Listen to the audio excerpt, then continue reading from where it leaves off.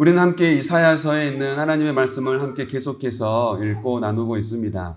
새벽에도, 그리고 매일매일, 그리고 또 수요일도, 금요일도, 그리고 주일까지 우리가 함께 이렇게 이사야 말씀을 묵상하고 또 함께 나누고 있는 이유는 모두가 하나님의 말씀을 한 마음으로 받고 또 하나님께서 우리에게 주신 각자에게 주신 말씀도 있지만 우리 교회에게 주신 말씀이다라고 하는 그 마음으로 모두가 이 말씀 앞에 한 마음을 갖고자 우리가 계속해서 이제 이사야 말씀을 우리 깃들이는 교회는 함께 묵상하고 또 나누고 각자 읽으며 그렇게 나아가고 있습니다. 우리가 함께 읽고 있는 이 이사야에 있는 말씀은 크게 두 가지의 메시지를 전해주고 있습니다. 첫 번째는 심판, 지도자들의 죄악과 우상을 숭배하는 그들의 모습, 그리고 가난한 자들을 억압하는 지도자들의 모습으로 인한 하나님의 심판을 예언하고 있다면, 두 번째 심판과 함께 회복의 메시지를 전해주고 있습니다. 그러니까 1장부터 39장까지는 이사야에 대한 심판의 메시지가 있다면 40장부터 그 이후 66장까지는 하나님께서 이사야를 통해 주시는 회복의 메시지가 들어있는 거죠.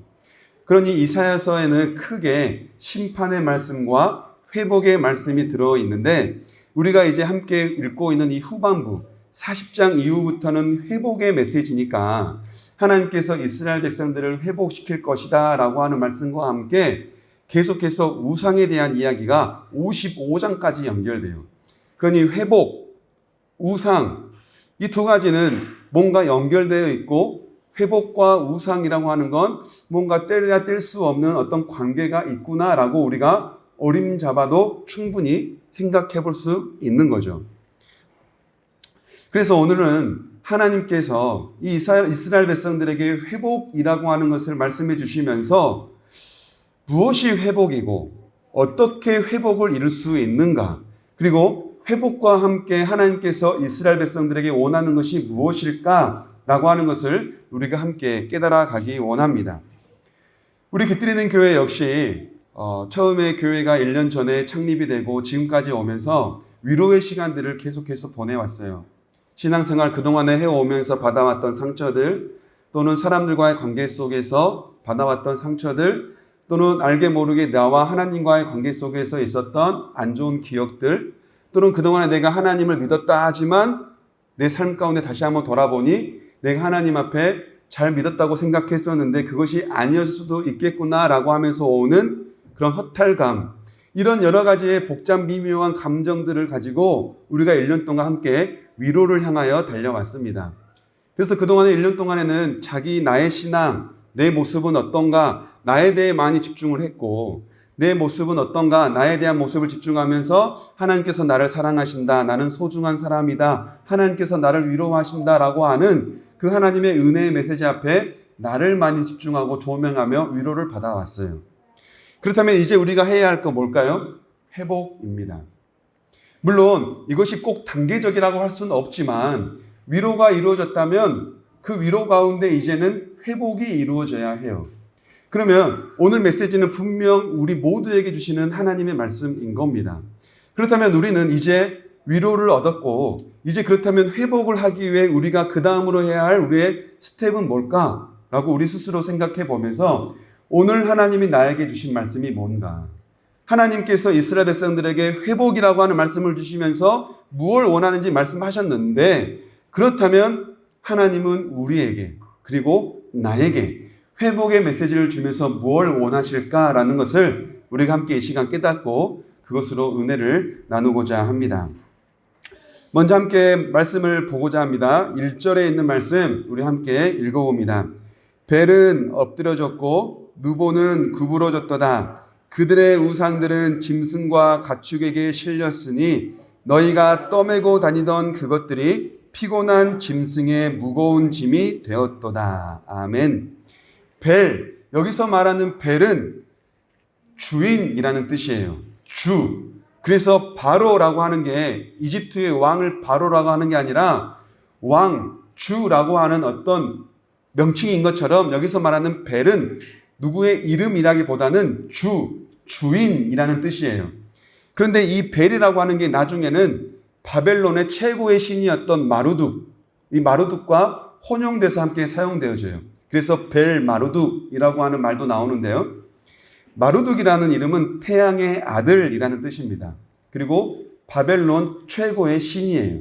그래서 여기서 말하는 벨은 바벨론에 있는 최고의 신 마루둑을 의미하는 것이라 알 수 있습니다. 그 다음에 벨은 엎드러졌고 느보는 구부러졌도다. 여기서 말하는 느보는 누구냐면 마루둑의 아들 신이에요. 그래서 이 신은 지혜와 문학을 관장해요. 그러니까 지혜신, 문학신이라고 우리가 생각해 볼 수 있을 겁니다. 그러니 지금 이 바벨론의 상태가 벨은 엎드러졌고 느보는 구부러졌도다. 바벨론이 최고의 신으로 섬기는 두 신이 지금 엎드러진 상태, 구부러진 상태에 있다라고 하는 것을 말해 주고 있습니다. 사람들에게 숭배받던 신이, 사람들에게 경배받던 신이 이제는 허리를 굽히듯이, 머리를 조아리듯이, 무릎을 꿇듯이 경배받아야 할 대상이 이제는 엎드러지고 구부러져 있다라고 하는 것을 말해주죠. 하나님께서 바벨론을 심판하시기 위해 보냈던 페르시아의 고레스를 통하여 이제 바벨론이 어떻게 무너지는가, 바벨론이 어떻게 처참하게 무너져 내리는가에 대한 그 모습을 담고 있는 거예요. 그동안에 바벨론이 섬겼던 신이 페르시아를 통해 이제는 구부러지고 엎드러져서 짐승에 실려 짐짝처럼 실려 나가는 철거당하는 그 모습을 생각해 볼 수 있을 겁니다. 그래서 오늘 본문 2절에서도 이렇게 말씀해요. 우상들은 구부러졌고 우상들은 일제히 엎드려졌고 자기를 섬기던 바벨론의 백성도 구하지 못할 뿐더러, 우상이 자기를 섬기던 백성도 못 구한대요. 그리고 스스로도 구하지 못하고 우상이 스스로도 못 구한대요. 그리고 자기들도 잡혀가는 처량한 신세가 되고 말았다. 이것이 지금 바벨론의 모습, 우상을 섬기던 바벨론의 모습, 그리고 바벨론의 우상의 모습을 말해 줍니다. 결국 이 우상의 최후의 모습은 어떤 모습입니까? 피곤한 짐승에게 무거운 짐만 됐대요. 그래서 짐짝처럼 여겨지고 있어요. 사람들이 섬기고 사람들이 예배하고 거대하게 위대하게 여겼던 그 우상의 신이 이제는 짐승에 실려 짐승조차 짐짝처럼 여겨버리는 짐짝이 되고 말았다는 거예요. 이것이 바로 우상의 본 모습이며 우상의 최후의 모습입니다. 이에 비해서 하나님은 어떤 분이십니까? 1절부터 2절이 바벨론의 우상에 대한 모습을 말한다면 그 다음에 나오는 3절부터 4절이 그에 반해 하나님의 모습을 대조해주고 있어요. 3절부터 4절, 우리 하나님은 우상에 비해 어떤 분이신지 우리가 함께 묵상하면서 깨달아가면서 읽어봅시다. 시작. 야곱의 집이여, 이스라엘 집에 남은 모든 자여, 내게 들을지어다. 배에서 태어남으로부터 내게 안겼고 태에서 남으로부터 내게 업힌 너희여, 너희가 노년에 이르기까지 내가 그리하겠고 백발이 되기까지 내가 너희를 품을 것이라. 내가 지었은즉 내가 업을 것이요 내가 품고 구하여 내리라. 아멘. 아멘이십니까? 아멘. 사람들은 우상을 품고 살지만 하나님은 우리를 품으신대요. 여러분, 재난 영화 좋아하세요? 저는 재난은 일어나는 것을 두려워하면서도 재난 영화 보는 건 좋아해요. 참 아이러니하죠? 재난 영화 보면 건물이 무너지고 땅이 꺼지고 불이 나고 이런 화염 속에 국민의 영웅 같은 사람들, 구조대원들이 그 안에 실려있던, 그 안에 그 불 속에 또는 건물 잔해 속에, 그 속에 들어있던 사람들을 한 명씩 한 명씩 품에 안고 뛰어나오는 모습들을 우리가 재난 영화를 보면 종종 보게 되지 않습니까? 그런 사람들을 한번 생각해 보십시오. 화염 속에 또는 무너진 건물 잔해 속에 거기에 엎드려져 있다가 사람들의 불빛을 보고 구조대원들이 품에 안고 또는 업어서 또는 들것에 실려서 한 사람씩 나오는 사람들의 모습, 그 사람들이 구조대원을 볼 때 어떤 마음일까요? 생명의 은인이지 않습니까? 우리는 그런 사람들을 보고 국민의 영웅이라고 말하잖아요. 그 마음이 어떨까요? 지금 이 이스라엘 백성들은 바벨론에서 포로로 살고 있는 상황입니다. 그런데 하나님께서 페르시아라고 하는 다른 나라를 통해 그 바벨론을 무너뜨렸어요. 잔해가 되고 불이 나고 모든 게 다 무너진 상태예요. 그런 상태에서 바벨론을 섬기던 벨과 누보라고 하는 신은 들것에 실려나가고 짐승에 실려나가고 사람들은 죽어나가고 사람들은 울부짖고 있는 그 상황 가운데에 하나님의 손이, 하나님의 품이, 하나님의 등이 이스라엘 백성들을 한 명씩 한 명씩 그 불구덩이 속에서, 그 화염 속에서, 그 무너진 전쟁통 속에서 한 명씩 한 명씩 업어 나오고 실려 나오고 있다는 그 모습을 우리가 오늘 본문에 있는 3절과 4절에 있는 말씀을 통해서 깨닫고 상상해 보게 되죠. 하나님께서 왜 이스라엘 백성들을 그런 전쟁통 속에 내버려 두지 않고 건져내실까요? 왜요? 내가 지었은즉. 왜요? 내가 지었은즉. 우리가 건진받을 만한 뭔가를 해서가 아니라는 거예요. 우리가 건진받을 만한 뭔가 행동과 언행이 있었다는 게 아니에요. 하나님께서 우리를 그 불구덩이 속에서, 그 죄악 속에서, 그 타락한 바벨론과 같은 세상 속에서 건져주시는 이유는 하나님께서 우리를 지으셨기 때문이에요. 하나님의 은혜입니다. 우리는 이 하나님의 은혜를 언제까지 누릴 수 있겠습니까? 이 땅에 태어나면서부터 노년에 이르기까지. 이 땅에 태어나면서부터 백발에 이르기까지. 처음부터 끝까지. 하나님께서 우리를 다 책임져 주신다는 거예요. 여러분, 우리가 그럴 만한 자격이 주어져 있습니까? 아니요.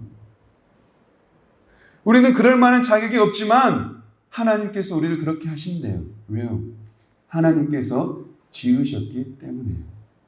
하나님께서 우리를 지으셨기에 하나님은 우리를 그냥 내버려 두지 않는 거예요.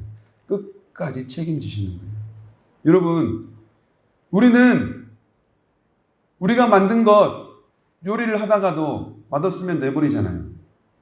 우리가 수고해서 돈 주고 산 것 맛없으면, 재미없으면, 쓸모없으면 버려버리잖아요. 심지어 요즘 같은 세상, 내 배 아파서 낳은 자식도 길가에 버려버리는 세상이에요. 이처럼 무책임한 인간 속에서도 하나님은 끝까지 우리를 책임지시고 끝까지 우리를 품어주시고 안아주시고 구출해 내신다는 거예요. 뭐 때문에요? 하나님께서 우리를 지으셨기 때문에. 우상은 사람들에게 강요합니다. 나를 섬기라. 나를 섬기라. 나에게 생명까지 바쳐라. 그러나 하나님은요. 하나님께 섬기라. 하나님을 예배하라. 하나님만 사랑하라. 말씀하시면서도 하나님은 먼저 우리를 사랑해 주세요. 나를 사랑해. 나만 섬겨라. 나만 예배하라. 라고 하나님 말씀하시지만 하나님은 섬김만 받는 분이 아니에요. 우리를 똑같이 그보다 더하게 우리를 섬겨주시고 우리를 품어주시고 처음부터 끝까지 우리의 인생을 책임져 주신다는 거예요. 신약 성경에 이런 주님의 섬김에 대해서 말씀하는 부분이 있습니다. 마가복음 10장 45절인데요. 우리 함께 읽어보겠습니다. 인자가 온 것은 섬김을 받으려 함이 아니라 도리어 섬기려 하고 자기 목숨을 많은 사람의 대속물로 주려 함이니라. 아멘. 예수님의 제자였던 야고보와 요한이 예수님께 질문을 하나 던집니다. 예수님께서 이 세상에 이제 구원자가 되시고 이 세상을 구원하셔서 으뜸의 자리에 앉게 되신다면 야고보와 요한, 하나는 우편에 하나는 좌편에 앉게 해주십시오. 영광의 자리를 탐내고 있는 야고보와 요한의 질문. 그러자 예수님께서 말씀하세요. 세상 사람들은 그렇게 서로를 섬기려고 하고 높은 자리에 앉아서 낮은 자에게 섬김을 받으려고 하지만 너희는 그렇게 하면 안 돼. 왜냐하면 내가 이 땅에 섬김을 받으러 온 것이 아니라 섬기기 위해 왔기 때문이야. 너희는 내가 너희를 섬겼기 때문에 너희는 구원을 얻은 거야. 너희가 지금 이렇게 있는 이유는 내가 너희를 섬기기 위해 이 땅에 왔기 때문에 너희가 지금 그 자리에 있는 거야. 그러니까 섬김을 받으려 하지 말고 섬기는 자가 되라. 이게 바로 주님께서 말씀하신 마가복음 10장 45절이에요. 섬김을 받으려 함이 아니라 도리어 섬기려 하신 주님처럼 너희도 섬기라는 거예요. 주님은 이 땅에 어떻게 오셨어요? 섬기기에 오셨어요. 하늘 보좌의 영광을 버리고 이 땅에 오셔서 낮은 곳에 인간의 모습으로, 그것도 죄인과 똑같은 모습으로 오셔서 죄인이 아님에도 불구하고 죄인이라고 하는 누명을 뒤집어 쓰고 사람들에게 매맞고 침뱉음을 당하고 주먹질을 당하고 나중에는 급기야 십자가에 손과 발이 못 박혀 죽지 않습니까? 그 주님의 은혜 때문에 우리는 이 자리에, 그 주님의 섬김 때문에 이 자리에 있음에도 불구하고 우리는 섬김을 받으려는 그 마음이 왜 있을까요? 사람들은 하나님의 그 섬김으로 인하여 구원이라고 하는 놀라운 사실과 그 은혜를 믿음과 누리며 살지만 그럼에도 불구하고 여전히 하나님의 섬김과 사랑을 알아보지 못합니다. 그래서 5절에서 6절 보면 하나님의 사랑과 섬김을 깨닫지 못한 자들이 어떤 모습으로 하고 있는지를 나오는데요. 우리 함께 5절부터 6절을 읽어봅시다. 시작. 너희가 나를 누구에게 비기며 누구와 짝하며 누구와 비교하여 서로 같다 하겠느냐? 사람들이 주머니에서 금을 쏟아내며 은을 저울에 달아 도금장이에게 주고 그것으로 신을 만들게 하고 그것에게 엎드려 경배하며. 하나님의 섬김, 하나님의 이 땅에 오신 그 은혜 때문에 하나님을 예배하고 하나님의 백성이라고 하는 이스라엘 백성, 하나님의 선택, 하나님의 구원을 누리게 된 그들이 여전히 하나님의 이 섬김과 은혜를 알지 못하고 하나님과 바벨론의 신을 비교한대요. 급기야 비교하기에 그치는 것이 아니라 자기의 주머니에서 재산을 팔아 금과 은으로 도금장이들에게 그걸 주고 신을 만들게 한대요. 급기야 신을 만들어 놓으면 그것에 엎드려 절하고 경배한다고 말합니다.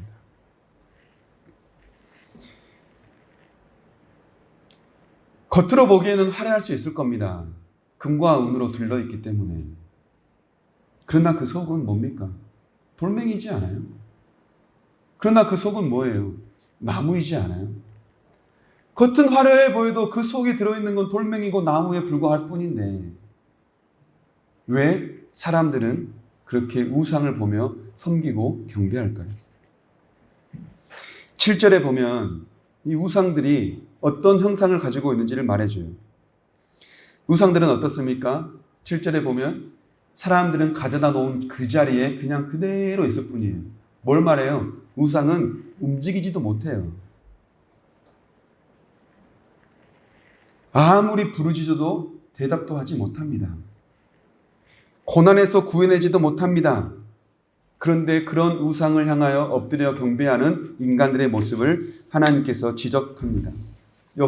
역설적이게도 생명이 있어 움직이는 사람이 생명이 없어 움직이지도 못하고 말도 못하고 듣지도 못하는 우상을 향하여 경배한다는 사실. 참으로 아이러니하지 않습니까?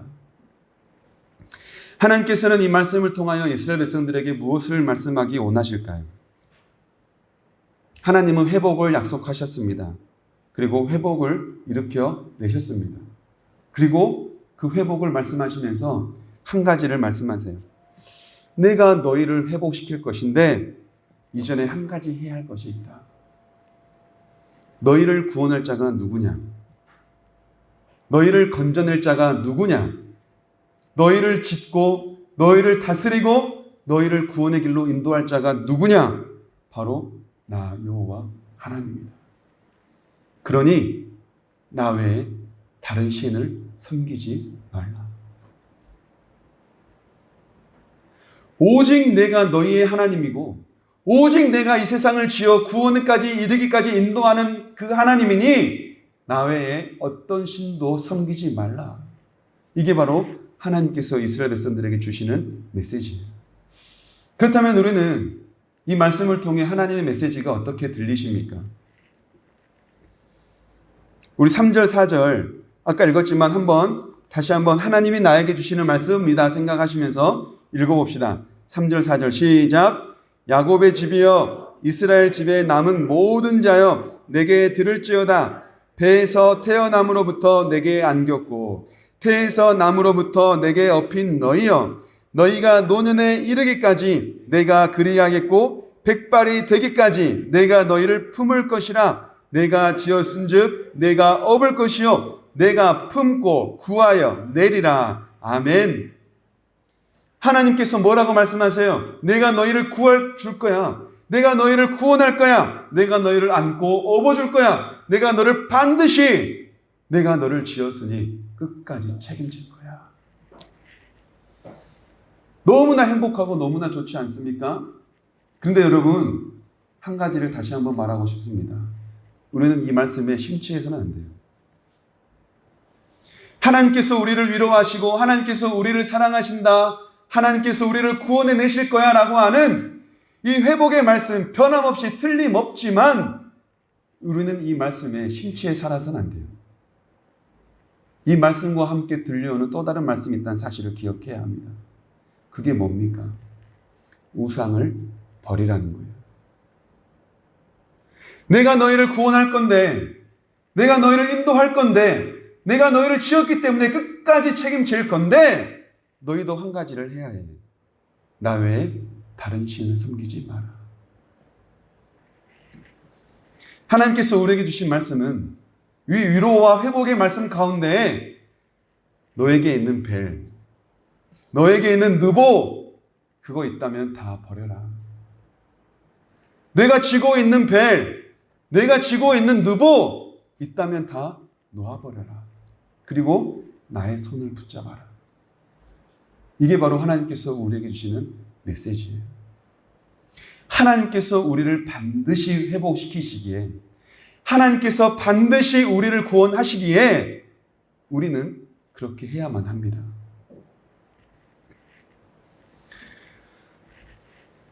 우리는 지금 아름다운 세상 속에 살고 있다고 생각할 수 있겠습니다. 그런데 사실은요, 이 세상을 자세히 들여다보면 참으로 많이 깨어진 세상이에요.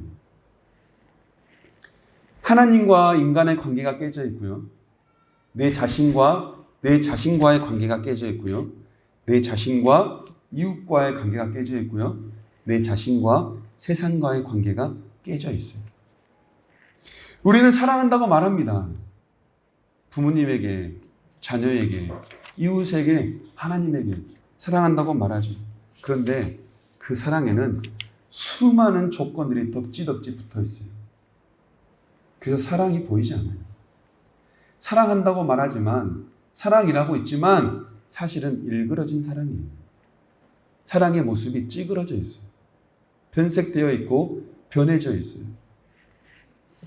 여러분, 우리는 이런 모습 가운데 사는 세상 모습 속에서 이런 모습들을 회복해 가야 하지 않겠습니까? 하나님께서 이러한 관계 속에 우리가 회복을 이루기 위해 주시는 하나님의 뜻이 뭘까요? 먼저는 하나님과 관계를 회복해야 합니다. 하나님과 관계를 회복하기 위해 우리가 해야 할 건 뭡니까? 버려야 합니다. 버려야 해요. 뭐를요? 나에게 있는 벨과 누보를요. 나에게 있는 하나님이 아닌 그 무엇이 있다면 버려야 해요. 그동안에 나를 위해 살았다면 여러분, 나를 버려야 합니다. 그동안에 돈을 위해 살았다면 돈을 버려야 해요. 그동안에 세상의 성공을 위해 살았다면 세상의 성공을 버려야 해요. 그래서 나를 위한 인생, 나를 위한 돈을 위한 인생, 세상의 성공을 위한 인생에서 이제는 하나님을 위한 인생으로 바뀌어야 합니다. 그래서 사나 죽으나 하나님을 위해서 살아야 해요. 이게 바로 회복입니다. 나 중심에서 하나님 중심으로 중심이 전환되는 것. 나 기준에서 하나님 기준으로 기준점이 바뀌는 것, 이게 바로 하나님께서 우리에게 주시는 회복이에요. 왜요? 왜 이게 회복입니까? 우리는 하나님의 손에 지음받은 하나님의 모습입니다. 우리에게는 어떤 형상이 있습니까? 하나님의 형상이 있습니다. 그렇다면 어떻게 해야 제대로 형상을 갖추는 거예요? 세상에 말하는 우상의 형상을 버리고 하나님의 형상을 가져야 회복되는 거예요. 본래의 모습대로 돌아가는 것, 본래 처음에 지음받았던 대로 다시 되돌아가는 것, 이게 회복이지 않습니까? 그렇다면 우리는 뭐가 제자리로 돌아가는 거예요? 하나님께로 돌아가는 게 제자리로 가는 거예요. 나를 위해 살던 게 하나님을 위해 사는 걸로 돌아가는 것, 그게 바로 회복이에요. 하나님께서 우리를 지으신 목적은 나를 위해 지은 게 아니라 하나님을 찬양하기 위해 하나님을 위해 지음받았으니 다시 하나님께로 돌아가 하나님을 위해 사는 것, 여러분, 이게 바로 우리의 본연의 모습대로 회복되는 겁니다. 여러분, 우리는 말하죠. 인간이 되라. 인간 좀 되라. 여러분, 그 말은요, 하나님의 본래 모습대로 돌아가라는 뜻이에요. 참 인간의 모습은요, 하나님의 형상이에요. 그게 지음받은 모습이에요. 그래서 우리는 그런 의미에서 인간이 돼야 돼요. 뭐가 먼저 돼야 됩니까? 인간이 돼야죠. 돈 많이 벌면 뭐합니까? 인간이 안 되는데. 공부 잘하면 뭐합니까? 인간이 안 됐는데. 성공하면 뭐예요? 얼굴 이쁘면 뭐예요? 잘생기면 뭐합니까? 인간이 안 됐는데. 그래서 우리는 인간 좀 되라 말하잖아요. 여기서 말하는 인간은 하나님의 형상대로 돌아가는 거예요. 그게 바로 본연의 인간의 모습이에요. 그게 바로 하나님께서 우리에게 주신 회복입니다. 또 우리는 하나님과 이처럼 회복을 했다면 또 누구와 회복해야 합니까?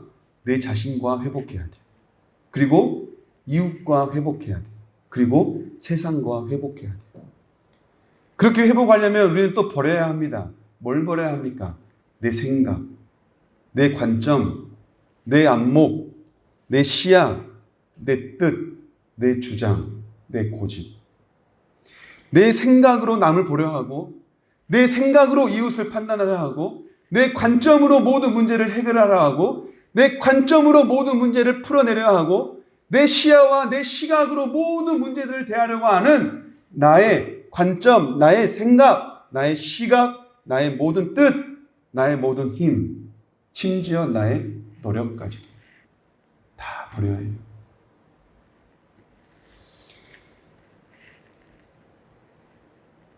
나 중심에서 대하던 내 스스로와의 관계, 나 중심으로 대하던 이웃과의 관계, 나 중심으로 대하던 세상과의 관계를 이제는 하나님 중심으로 바꿔야 돼요. 나 중심에서 하나님의 중심으로 바꿔 나를 보고 이웃을 보고 세상을 봐야 해요. 나는 어떻게 생각할지 몰라도 하나님은 사랑하는 사람이에요. 나는 어떻게 대할지 몰라도 분명 하나님은 저 사람을 사랑하셔. 내 관점으로 그 사람을 판단하면 끝이 없어요. 그러나 하나님의 관점으로 그 사람을 생각하면 문제가 아니에요. 문제가 사라져요. 우리는 내 관점, 내 중심, 그것에서 하나님의 중심으로 모든 걸 다 바꿔야 합니다. 문제가 생겼어요. 내 시야로 보면 문제예요. 내 관점으로 보면 문제예요. 내 시각으로 보면 문제예요. 그런데 하나님의 시각으로 보면 하나님의 뜻이 그 안에 담겨 있어요. 하나님의 관점으로 보면 그 안에 하나님의 인도하심이 들어있어요. 하나님의 관점으로 보면 그 안에 하나님의 인도하심이 있어요. 그래서 우리는 문제를 볼 때에도 내 시각으로 볼 게 아니라 하나님의 믿음의 눈으로 봐야 하는 거예요. 나 중심에서 하나님 중심으로 모든 게 바뀌고 나의 모든 것이 이제는 내 생각과 내 시야, 내 시각, 내 관점으로 볼 것이 아니라 하나님의 관점과 하나님의 눈으로 바라보는 것, 이게 바로 중심의 변화이며 그렇게 하나님이 나에게 중심될 때 비로소 우리는 인간됨, 하나님의 형상대로 뭐 되는 거예요? 회복되는 거예요. 그동안에 우리는 너무나 많이 덕지덕지 붙여놓고 살았어요. 사랑에도 많은 조건을 붙여놓고요. 내 인생에도 너무나 많은 것들을 덕지덕지 붙여놓고 살았어요. 여러분, 그거 다 떼야 돼요. 그거 다 버려야 해요. 그것이 우상이 될 수도 있겠고, 내 욕심이라면 내 욕심도 우상입니다. 내 열심이라면 내 열심도 우상이에요. 믿음이 내 믿음이면 심지어 믿음도 우상입니다.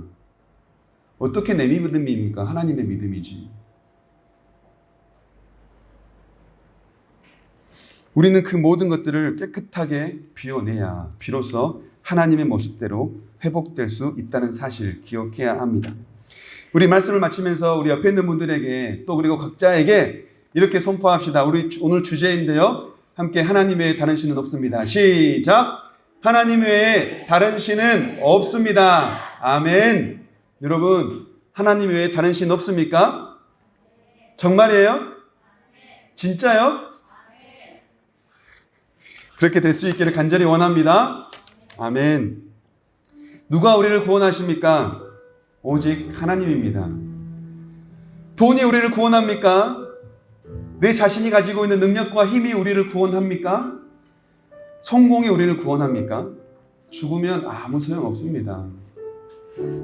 잠시 사는 동안 편안하고 잠시 사는 동안 안락할지 몰라도 영원하지 않아요. 우리에게 영원한 것은 무엇입니까? 우리를 구원하시는 분은 누구십니까? 오직 하나님 한 분밖에 없습니다. 그래서 하나님 말씀하세요. 하나님 외에 다른 신은 없다. 나 외에 다른 신을 섬기지 말라. 나 중심에서 하나님 중심으로의 중심의 변화, 중심의 전환을 이루고 오직 하나님이 우리에게 주시는 이 회복의 메시지를 우리 삶 가운데 이루어갈 수 있는 저와 여러분 모두가 되기를 간절히 원합니다.